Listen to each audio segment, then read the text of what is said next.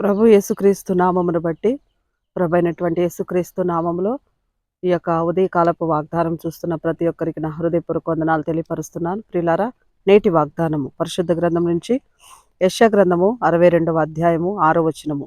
యెరూషలేమా, నీ ప్రాకారముల మీద నేను కావలి వారిని ఉంచి ఉన్నాను. ప్రియులారా, ఈ ఉదయకాలమందు యెరూషలేమా, నీ ప్రాకారముల మీద నేను కావలి వారిని ఉంచి ఉన్నానని ప్రభువారు సెలవిస్తూ ఉన్నారు. మరి నీ కుటుంబానికి అనగా ప్రాకారము అనగా దేవుని యొక్క ప్రసన్నత అనగా దేవుని యొక్క మహిమ మన మీద ఉన్నప్పుడు ప్రాకారము చుట్టూ దేవుడు కావలి కాస్తాడని సెలవిస్తున్నాడు. ప్రియులారా, దేవుని యొక్క కావలి, దేవుని యొక్క కాపుదల మన పక్షమందు ఉండాలి అంటే దేవుడు మనలను ఆశీర్వదించబోతున్నాడు.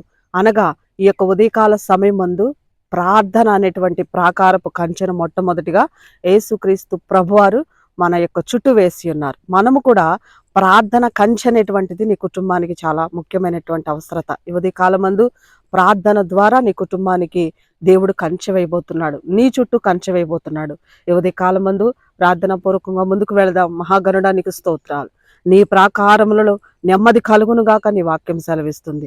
ప్రభా, నీ ప్రాకారముల చుట్టూ నేను కావలి వారిని ఉంచుదనని సెలవిస్తున్నారు. ప్రభా, ఇవదే కాలమందు నిజమే నాయన, మా ప్రాకారములలో నెమ్మది కలుగొచ్చేవాడువు నీవే, మా ప్రాకారముల చుట్టూ కావలి ఉంచువాడువు నీవే, మాకు నెమ్మది దయచేవాడువు నీవే నాయన. ఎంతమంది అయితే వాగ్దానమును విని ప్రభా మరి హృదయపూర్వకంగా, మనవపూర్వకంగా, ప్రార్థనాపూర్వకంగా, వాగ్దానపూర్వకంగా ముందుకు వాళ్ళ జీవితాలను కొనసాగిస్తున్నారు, ప్రతి ఒక్కరిని దీవించుము, ఆశీర్వదించుము.